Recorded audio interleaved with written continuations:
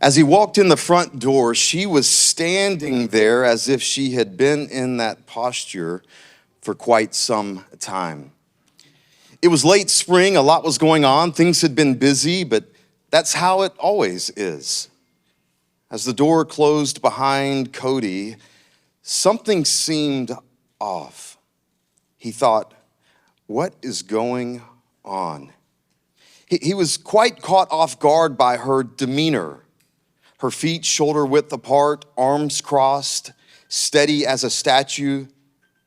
He looked around, examined the room, trying to pick up on something he was missing. She obviously knew something he didn't. After a brief moment of silence, with the slightest covering of a tear in her eyes, she uttered two words in a determined but defeated sort of voice that would change his life forever.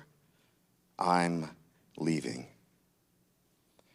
Cody had grown up in a solid home. His parents were still married. He prided himself as a go-getter. And from his earliest moments, his dad, a no-nonsense kind of guy, engraved in his mind that as long as you work hard and do your best, everything will work out fine. Cody applied this motto, work hard and you'll be successful, to everything. Sports, education, and now his growing business. After receiving his MBA, Cody landed a good job at a startup company that seemed really promising. After 5 years of working his way up the ladder, it was obvious he should be the one to lead the company. After all, the founder was already dabbling in some other ventures that were becoming a distraction from the company. Cody couldn't be happier. This role was his dream. Standing in the entry of their newly renovated home, over the glossy hardwoods, Cody was stunned and confused. These were the hardwoods he had prided himself for spending countless hours on, but they no longer seemed to matter. Looking in the eyes of his wife, he felt dazed, even wondering if this was some sort of joke. He frantically said, "You're what?" And she replied immediately, "I need some space." By now, he noticed a bag was packed, resting near him beside the front door.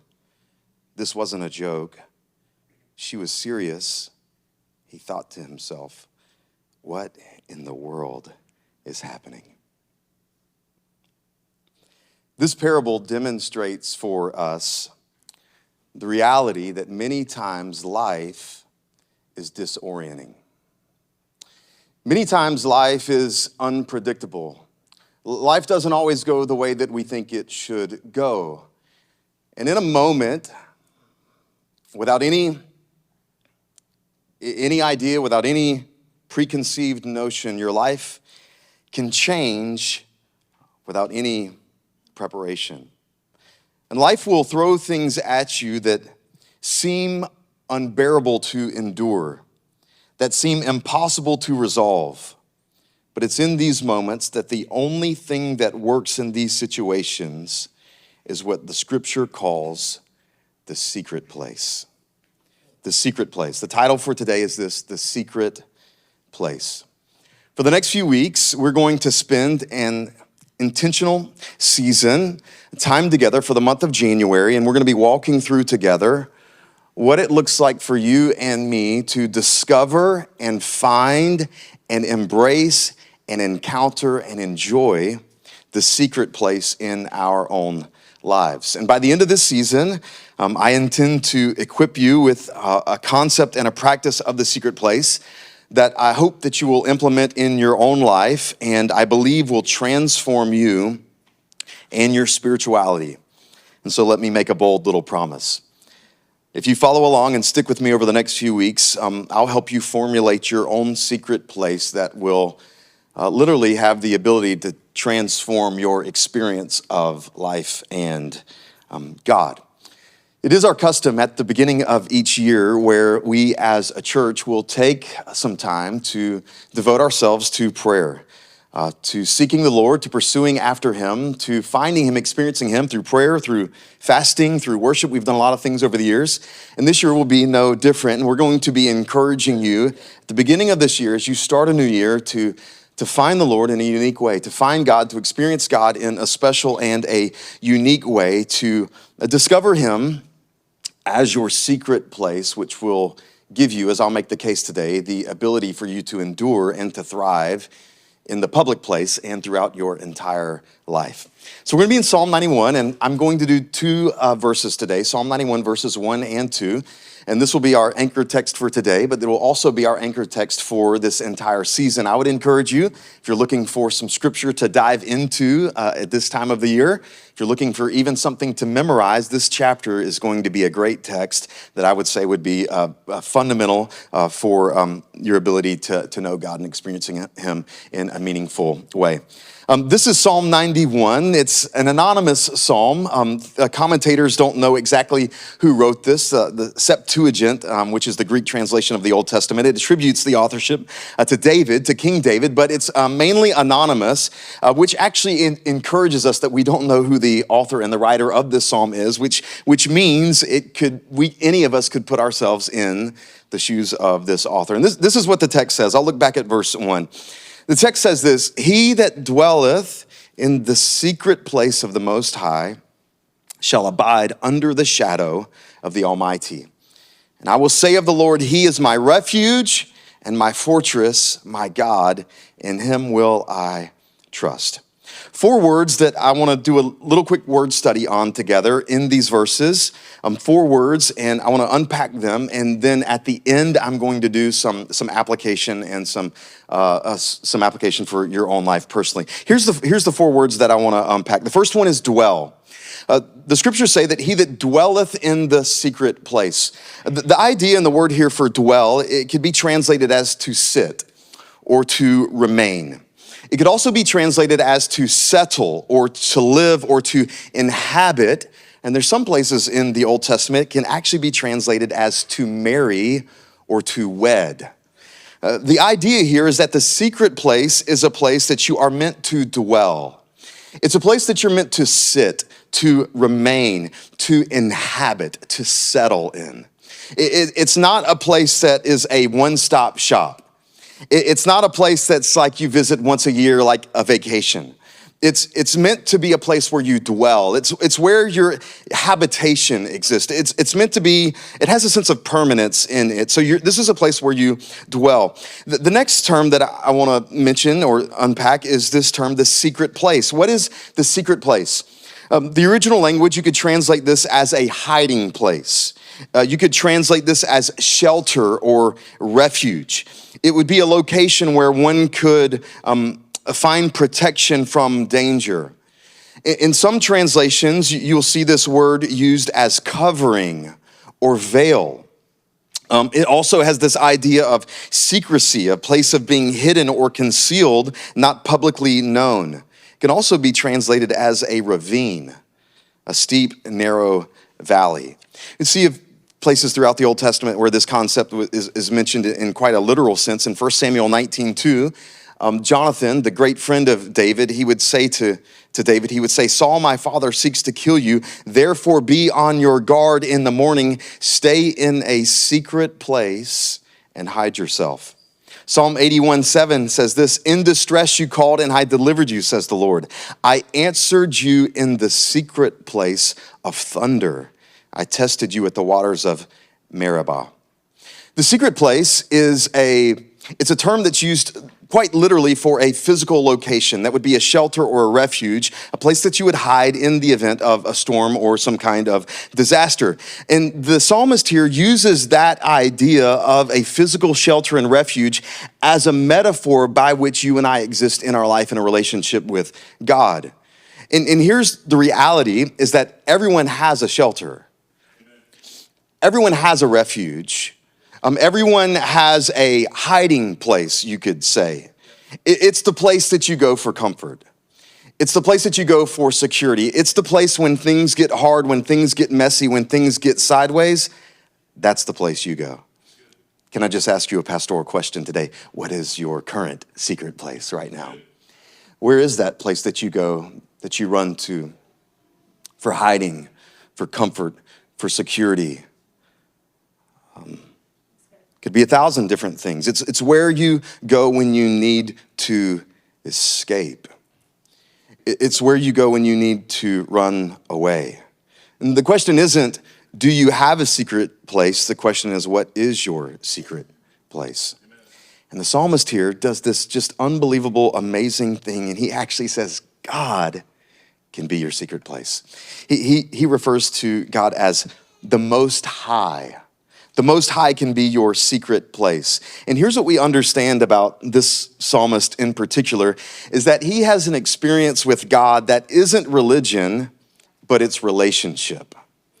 He has an understanding of God and an experience with God and an encounter with God that is very different than religion. For him, this encounter with God, this knowing God, is a relationship.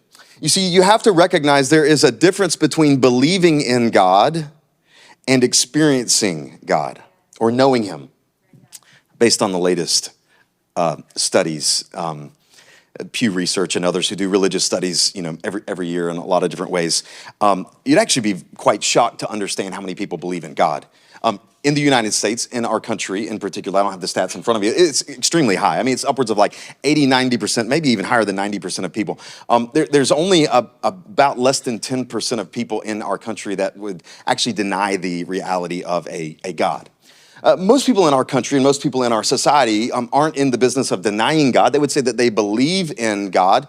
But I would want to beg the question, do you simply believe in God, that there is a God, or do you actually know God? Do you have an experience with him? Do you have an encounter with him? Religion is fine if you want to do the, if you want to check the boxes for what a religious person should do. That's one thing. It's another thing to have a different experience with God altogether. See, the goal of religion, even at the end of the day, isn't mere belief or beliefs. It's relationship. I remember the first time I understood this. I was in Bible college. I thought I knew God as a kid. I was a church kid. I grew up in church, and I thought that what God expected of me was just to be a good kid and to go to church and to do the things. And so I did the things. And I was really good at doing the things. I was in the story of the prodigal son and the elder son. I was the elder son. I wasn't the son that ran away. I was the son that stayed at home and thought that I was good because of me staying at home. And I remember getting to Bible college, and I remember hearing this scripture in Philippians chapter 3, verse 10. It would change my life forever. And the scriptures would say, Paul would say that I may know him and the power of his resurrection and the fellowship of his sufferings, being made conformed into the image of his death. And for the first time in my life, I understood that God was someone who could be known, who could be experienced. That's very different. That's vastly different than religion. See, the problem is if you only have religion, it's not going to be able to get you through what you need to get you through. It doesn't actually have the power to do that. It doesn't have the strength to do that. It doesn't have the wherewithal to do that. It's only actually God himself that has the ability to do that. So the first word was dwell. The second word was secret place. And the third word is abide. The scriptures say that he that dwelleth in the secret place of the Most High shall abide under the shadow of the Almighty. This word here for abide can literally be translated as to lodge. I'd love this in the lexicon. It says it can be translated as pass the night. It carries the idea of lying down. It carries the idea of resting. It carries the idea of being able to lodge and sleep and pass the night. See, a secret place is only effective if it actually provides rest and actually allows you to pass the night. The problem with your secret place right now is it doesn't even give you the ability to pass the night. It may temporarily change your demeanor. It may temporarily give you comfort, but does it have the ability to help you actually pass the night? Does it actually give you the rest that your hearts long for, that your heart needs? I love what St. Augustine would say, thou hast formed us for thyself, and our hearts are restless till they find rest in thee. The secret place is a place that gives you the ability to lodge, to rest, to pass the night. It's what the word abide means. And then here's the last word, the word shadow. he shall abide under the shadow of the Almighty. The word shadow here, quite literally and simply, is the word shadow. It carries the idea, though, of shade or protection. And in this time period in the Middle East, shade was extremely valuable. In a place where there weren't often many trees and many places to get away from the sun, many shelters or a roof, if you found the shadow, it gave you the ability to be protected from the harsh sunlight and the elements. He that dwelleth in the secret place of the Most High shall abide under the shadow of the Almighty. Cody and Kat had been together for 6 years. They met online in grad school. Both were looking for someone to start a life with. They had similar interests, similar passions, seemed like the perfect fit. They were both top of the class kind of people, determined, driven, self-made. Their first few months together was rough, but things had mellowed out over the years. It seemed they had a strategy now for how to do this. Both had become successful in their careers. That's how they were able to purchase a historic home and finance their fixer-upper. It really was a dream home, wraparound front porch, revival-style architecture, historic finishes from a century ago. It all seemed picture perfect. Over the years, Kat had shared her feelings with Cody. She expressed she didn't feel seen or loved. He was so driven at work and ambitious with other things, Kat often felt she was just along for the ride. They had these conversations, and Cody would nod and apologize, but nothing ever seemed to change. It was as if he didn't really understand the depths of what she was trying to communicate. Cody knew he had a tendency to be driven, but things were okay in his mind. After all, who wouldn't want a nice home, stable finances, and a life like this? As she walked out the door with their 1-year-old in tow, she calmly but confidently said, "Please don't contact me. I need some space to figure things out. I'm staying with Mary. I'll contact you in a few days."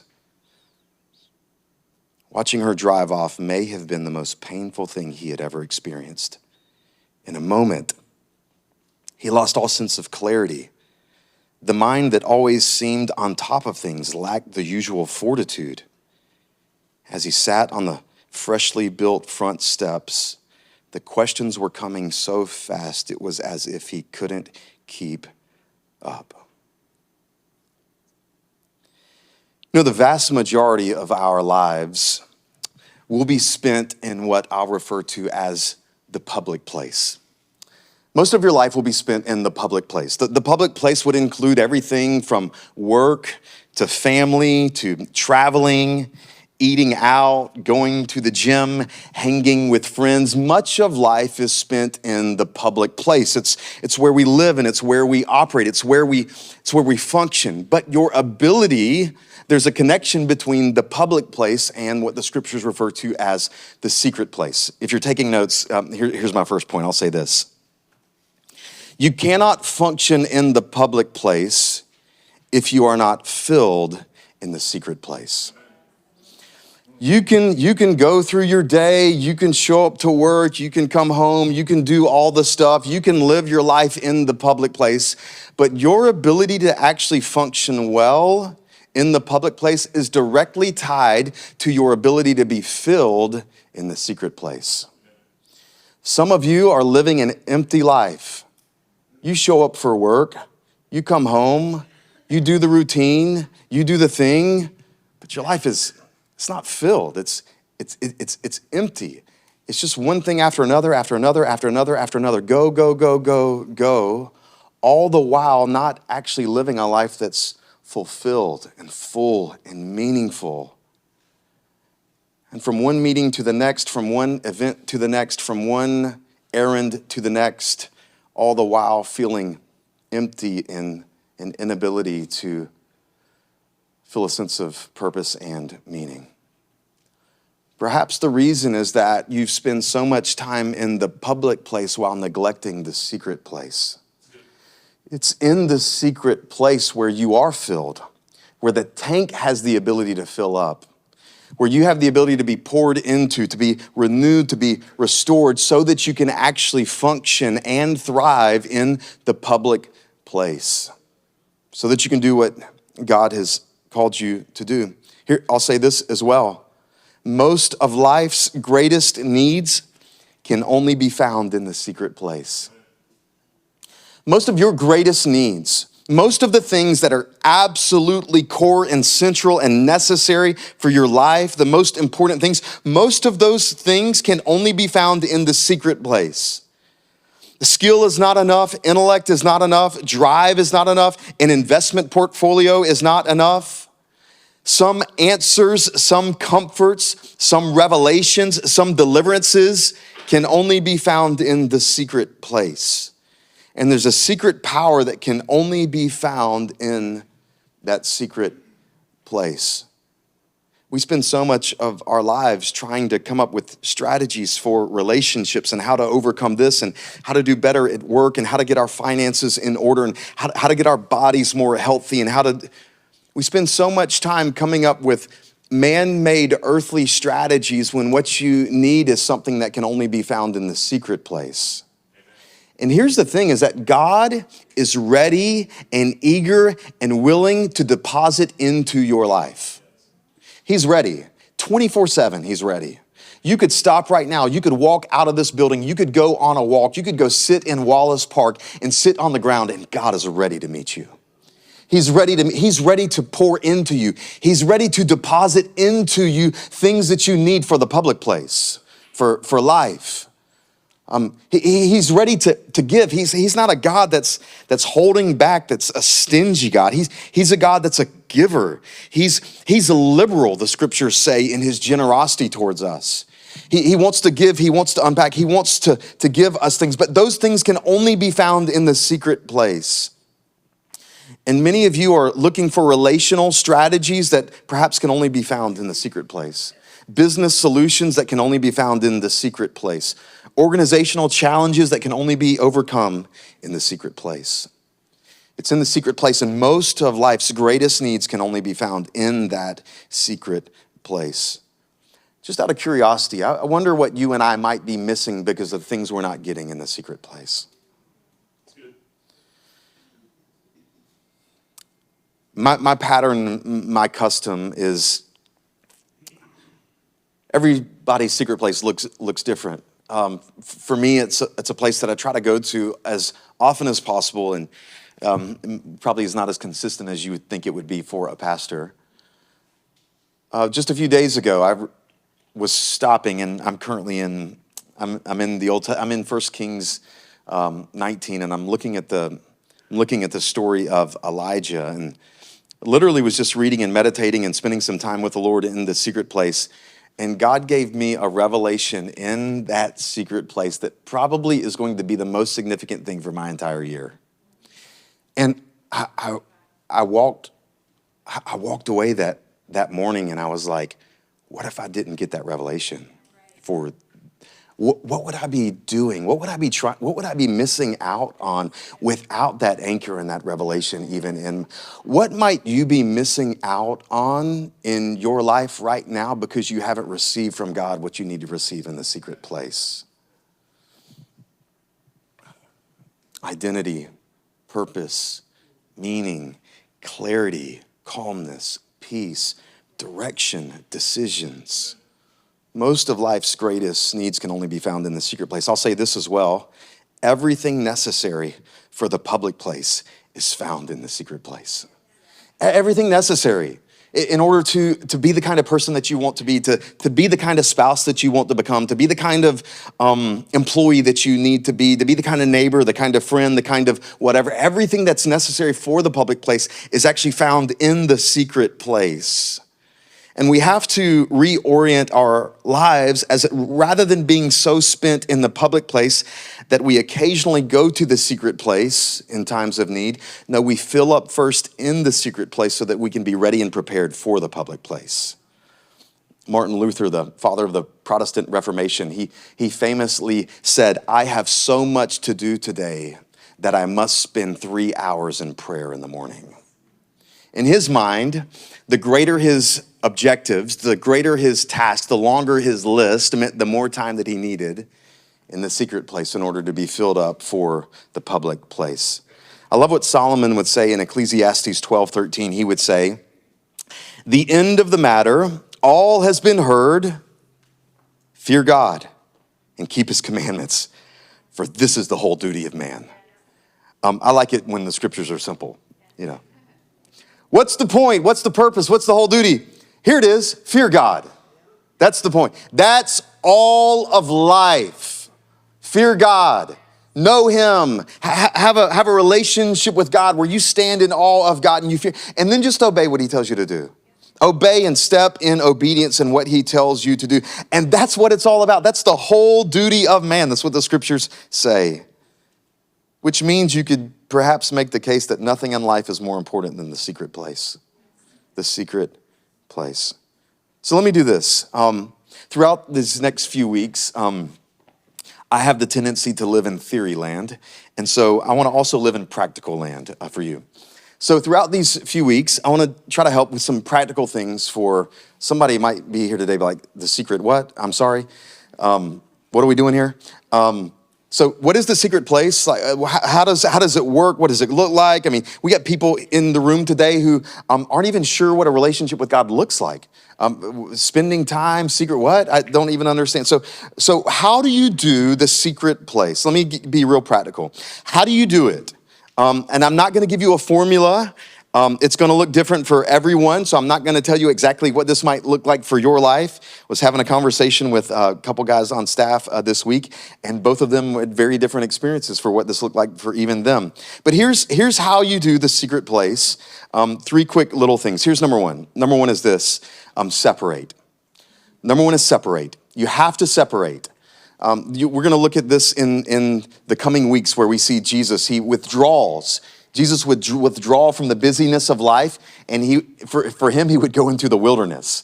He would find a desolate place. I love this about Jesus. He wasn't married, so he could get away with this. He left in the morning without telling anybody where he was going. The disciples would literally wake up, and they'd be like, "Where is Jesus?" And we're like, "We've got no clue." He would just wake up and leave. He would withdraw. The secret place has to be a place where you separate. All right, is that a walk? Is that a car ride? Is that a room in your house? Is that an attic with the heater on? You know, is it a man cave in the backyard? Where it has to be a place where you separate. It has to be a place where you withdraw. So the secret place, how do you do it? Well, number one is you separate. What does it look like for you to separate? And then some of you, you're like a mom with 4 kids, and you're like, it's impossible to ever separate from anyone in my life. I feel your pain. I feel your pain. But what does it look like for you to get 10 minutes and separate? Was it 2 minutes? 20 minutes? An hour? 2? What would it look like for you to separate? So number one is you have to separate. Here's number 2. Once you separate, number 2 is meditate. Scriptures talk about meditation and a lot of different ways that this can happen. But when you separate, when you get to your place, you meditate. All right, you just sit still. The scriptures would say, "Be still and know that I am God." So stop the activity, stop the work. My mind, I mean, if you could see inside my head, it'd probably discourage you. But my mind, so many things are going on all the time. Like, I just keep a notepad sometimes beside me, and because I'm like, man, I forgot that I have to do this. Okay, well, just write it down. Okay, I'll take care of that later. Write it down. All right, stop, be still. You have to meditate. Meditation, which means taking the scriptures and just taking a portion of scripture. Maybe even today or this week, take Psalm 91. Just take Psalm 91.